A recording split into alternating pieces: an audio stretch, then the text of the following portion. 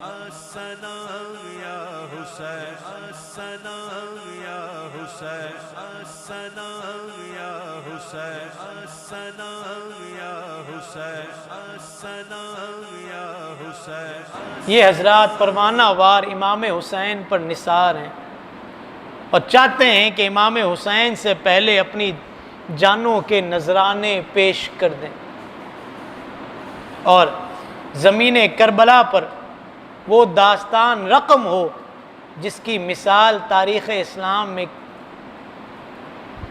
ان گنت شواہد کے ساتھ رقم کی جائے۔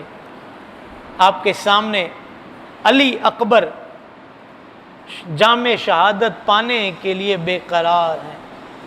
آپ کے صاحبزادے نور نظر میدان جنگ میں جانے کے لیے اجازت مانگ رہے ہیں۔ منت سماجت ہو رہی ہے، ہمیں تو دین کے کام کا وقت بھی ملتا ہے، مواقع بھی ملتے ہیں، سارے حالات ہمارے سامنے ہوتے ہیں، لیکن پھر بھی ہم قدم بڑھانے کے لیے تیار نہیں ہوتے۔ اور یہاں دیکھیے آپ، مشکل وقت ہے، کٹھن وقت ہے، لیکن پھر بھی یہ لوگ تیار ہیں۔ منت سماجت ہو رہی ہے، چہیتا بیٹا باپ سے کیا خواہش کر رہا ہے؟ گردن کٹوانے کی، شہادت کی۔ ایسا چہیتا بیٹا کہ جس کی کوئی ضد امام پاک نے کبھی رد نہیں کی تھی۔ ناز و نعم میں پلے امام علی اکبر آج تمنا التجا کر رہے ہیں کہ مجھے بھی جام شہادت پانے کے لیے اجازت دی جائے، میں بھی امام حسین کے نام پر اپنی جان کا نذرانہ پیش کرنا چاہتا ہوں۔ شوق شہادت میں آپ سرشار ہیں۔ حضرت امام حسین نے اگرچہ منع کیا، لیکن یہ بھی امام پاک کے صاحبزادے تھے، ماننے والے نہیں تھے۔ خود امام پاک نے انہیں گھوڑے پر سوار کیا، اسلحہ اپنے مبارک ہاتھوں سے لگایا، فولادی مغفر سر پر رکھا، کمر پر پٹکا باندھا، تلوار حمائل کی، نیزہ اس ناز پروردہ سیادت کی کے مبارک ہاتھ میں دیا۔ اس وقت اہل بیت کی بیویوں بچوں پر جو گزری اس کو ہم کما حقوق بیان نہیں کر سکتے، جن کے سامنے ان کے بھائی بیٹے سب شہید ہو گئے ہیں۔ کٹی پٹی لاشیں خیمے کے باہر موجود ہیں، آگ بھی جل رہی ہے تاکہ براہ راست دشمن جو ہے مزاحمت نہ کر سکے۔ بھوک بھی ہے، پیاس بھی ہے، سورج بھی اپنی تمازت کے ساتھ عروج پر ہے۔ تصور کیجئے کہ کیسا کٹھن وقت تھا جو ان کربلا والوں نے گزارا ہے۔ ہم سے تو ان کی یاد میں 2 روزے بھی نہیں رکھے جاتے۔ میں کل بھی ایک جگہ موجود تھا، میں کہا بیٹا روزہ رکھ لو نا، بولا یار بڑی دھوپ ہوتی ہے، مجھ سے نفلی روزے رکھے نہیں جاتا۔ ہم نے کہا انہوں نے جانوں کے نذرانے پیش کر دیے اور دین کو زندہ کیا، ہم تک پہنچایا، ہم ان کی یاد کے لیے، ان کو اصال لے ثواب کرنے کے لیے 2 روزے نہیں رکھ سکتے؟ ہم اتنے گئے گزرے ہو گئے۔ دیکھ لیں حال ہمارا یہی ہے نا۔ کاش ان تمام مصائب کے ساتھ بھی جب ان کو روانہ کیا تو اہل بیت کا یہ چمکتا ہوا چراغ دشمنوں کے ساتھ لڑتے لڑتے بالآخر جام شہادت نوش کرتا ہے۔ کہتے ہیں کہ میدان کربلا میں فاطمی نوجوان جس کے چہرے کی چمک دیکھ کر سورج شرما رہا تھا، حسن کی تصویر، مصطفیٰ کی تنویر، حبیب کبریا علیہ تحیت و ثنا نے کہ جمال اقدس کا خطبہ پڑھ رہی تھی۔ یہ چہرہ تاباں اس روئے درخشاں کی یاد دلا رہا تھا، ان سنگ دلوں کے دلوں پر حیرت جو اس گل کو، اس شاداب گل کو مقابلہ کر کے مرجھانا چاہتے تھے۔ لیکن یہ نوجوان امام علی اکبر رجز پڑھتے ہوئے انا علی ابن الحسین ابن علی نحن اہل البیت اولا بالنبی کا ترانہ گاتے ہوئے، ذوالفقار تلوار کو چمکاتے ہوئے مبارک زبان سے یہ کلمہ، یہ ترانہ اپنی اہل بیت کا، نبی کی قرابت کا، امام حسن اور علی کی قرابت کا نغمہ گاتے ہوئے میدان میں اتر گئے۔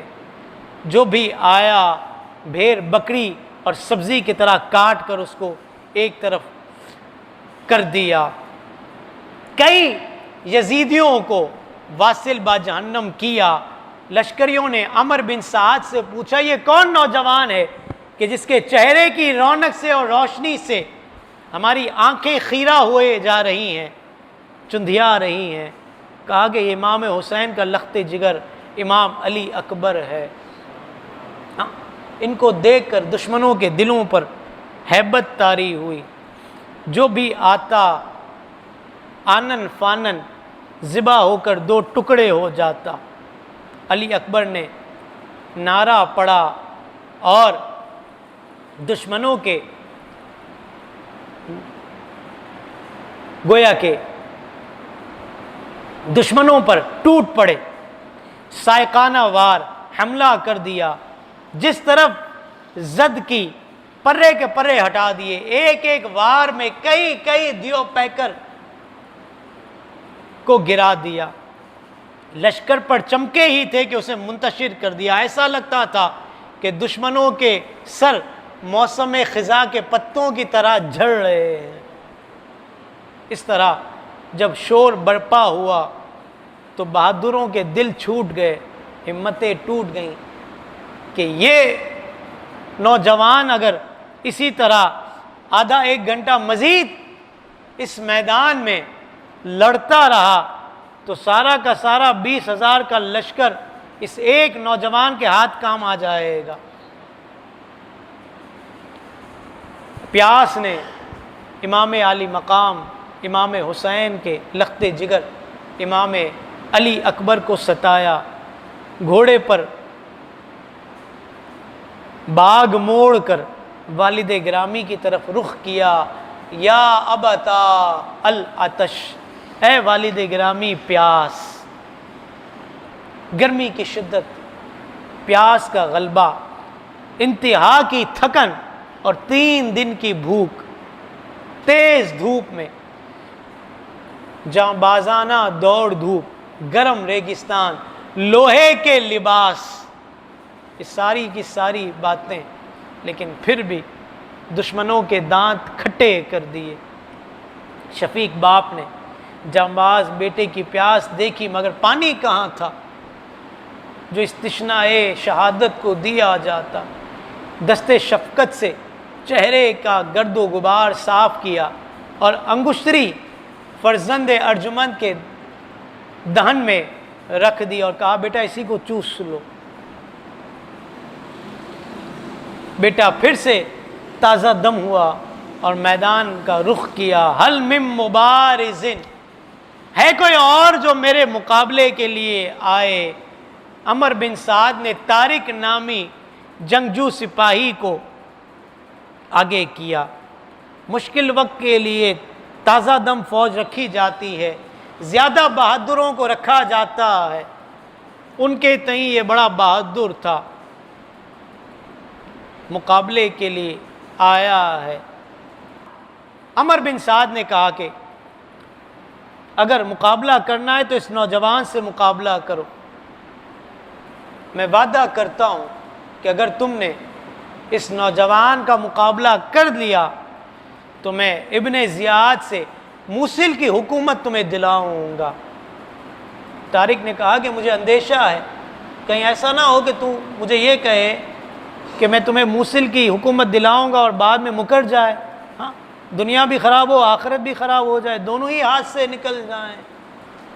عہد و پیما ہوئے دونوں کے درمیان، ہاں یہاں تو حکومت کے لیے ہی لڑا جا رہا تھا اور یہاں پر اسلام کی سربلندی مقصود تھی، دونوں کا منصب اور مشن جدا جدا تھا۔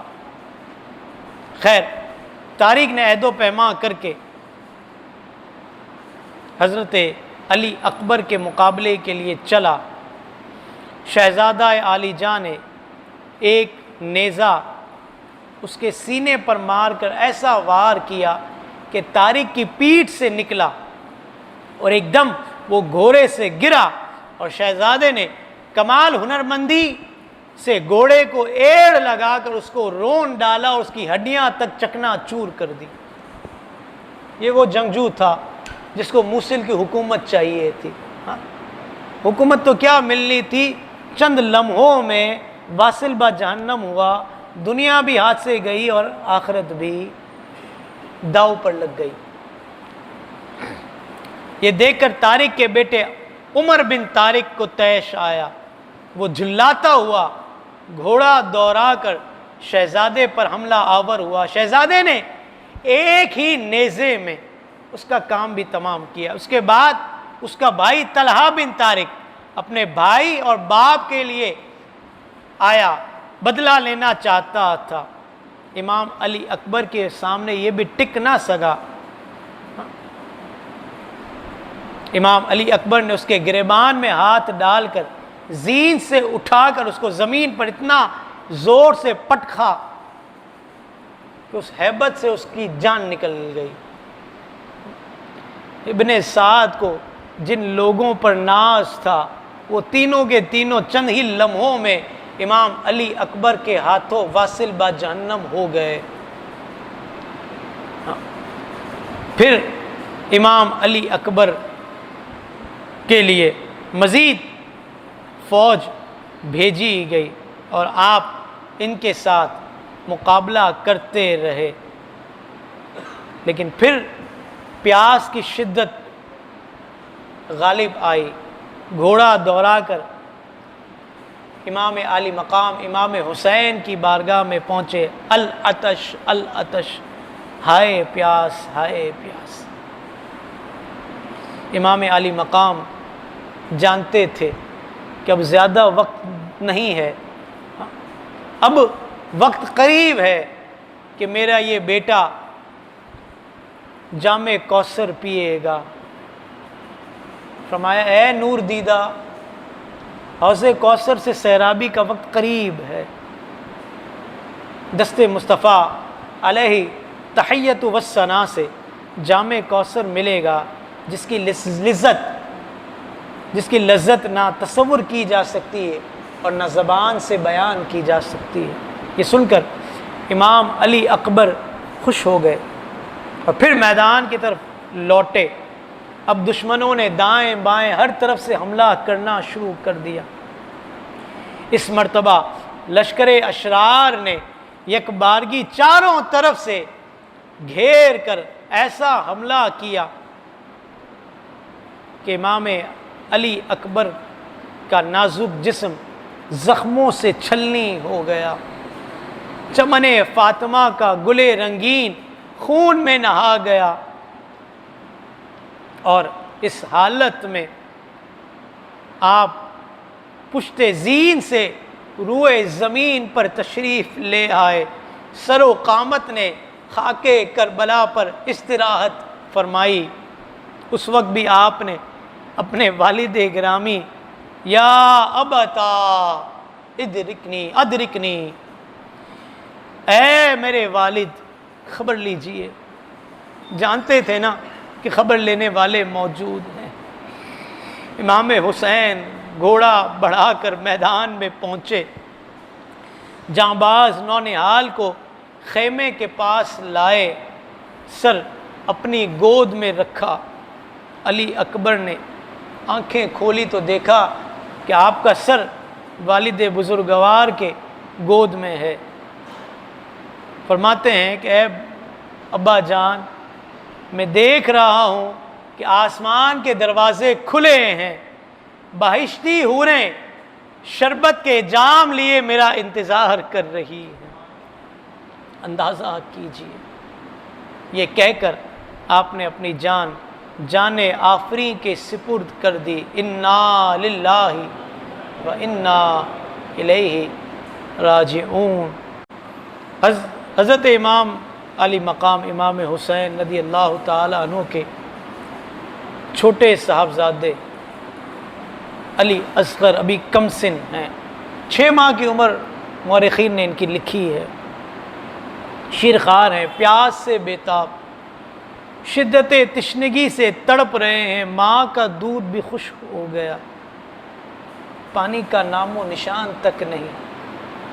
اس چھوٹے بچے کی خشک ننھی زبان باہر آ جاتی، بے چینی، بے قراری، کچھ کہہ تو نہیں سکتا تھا یہ شیرخوار بچہ، لیکن زبان حال سے یہ ضرور کہہ رہا تھا کہ ہم پر ظلم و ستم کی داستان رقم کر دیے کوفیوں نے، کہ ہمیں مہمان بنا کر بلایا اور ہمارے لیے عزت افزائی کا یہ سامان کیا۔ تاریخ اسلام میں یزیدیوں کو قیامت تک کے لیے لعن طعن کیا جاتا رہے گا۔ کبھی بچہ باپ کی طرف اشارہ کرتا ہے، وہ جانتا تھا کہ ہر چیز لا کر دیا کرتے تھے، لیکن اب پانی کیوں نہیں مل رہا، کیا جواب دیا جائے؟ امام حسین بے قرار ہو گئے، امام علی اصغر کو اپنی گود میں لیا، باہر نکلے، شیرخوار بچہ دم توڑ رہا تھا، بیتابی اس کی دیکھی نہ گئی،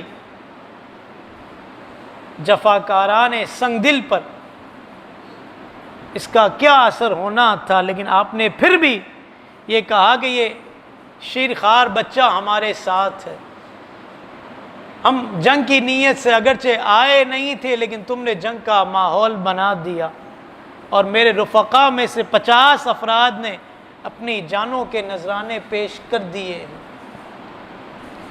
تمہیں شاید معلوم نہیں ہوگا کہ ہمارے ساتھ اتنا چھوٹا بچہ بھی ہے، میرے ہاتھ میں پانی نہیں دینا، چند قطرے اپنے ہاتھ سے اس کے حلق میں ٹپکا دو۔ لیکن وہ دل سخت دل ہو چکے تھے، ان کے جسموں میں پتھر تھے، دل نہیں تھے شاید۔ ایک بدبخت نے تیر مارا جو علی اصغر کے حلق کو چھیدتا ہوا امام حسین کے بازو میں بیٹھ گیا۔ بچے نے ہلکی سی جھرجھری لی اور تڑپ کر جان دے دی۔ امام علی مقام نے وہ تیر کھینچ لیا، باپ کی گود میں نور کا پتلا خون سے نہا گیا۔ اہل خیمہ کو گمان تھا کہ شاید بچہ سکون میں ہے، بے قراری میں نظر نہیں آ رہا، پانی کے چند قطرے ٹپکا دیے ہوں گے اس کے حلق میں، لیکن یہ بات بھی ان پر قیامت بن کر ٹوٹی کہ ان جفاکاروں نے ظلم کی انتہا کر دی کہ چھوٹے ننھے علی اصغر کو بھی خاک و خون میں نہلا دیا۔ اور علی اصغر جام شہادت نوش کر کے اپنے بھائیوں سے جا ملے، اللہ تعالیٰ نے یہ قربانی بھی قبول کر لی، انا للہ و انا الیہ راجعون۔ بعض لوگوں نے نعتیہ کلام لکھے ہیں، معصوم و بے خطا کو ہمارا سلام، وہ یہ پڑھا جاتا ہے۔ اہل سنت و جماعت سنی بریلوی مسلک کے حامل ہم لوگ، ہمارا نظریہ عقیدہ جو ہمیں اکابرین سے ملا ہے، اعلیٰ حضرت سے ملا ہے، وہ یہ ہے کہ انبیاء کرام اور حضرات ملائکہ ان دونوں کے علاوہ کسی کے لیے معصوم کا ورڈ یوز نہیں کر سکتے۔ مظلوم و بے خطا کو ہمارا سلام ہو۔ مزید اسلامک اور معلوماتی ویڈیوز دیکھنے کے لیے لائک، شیئر اینڈ سبسکرائب کے بٹن کو پریس کرنا ہرگز نہ بھولیں۔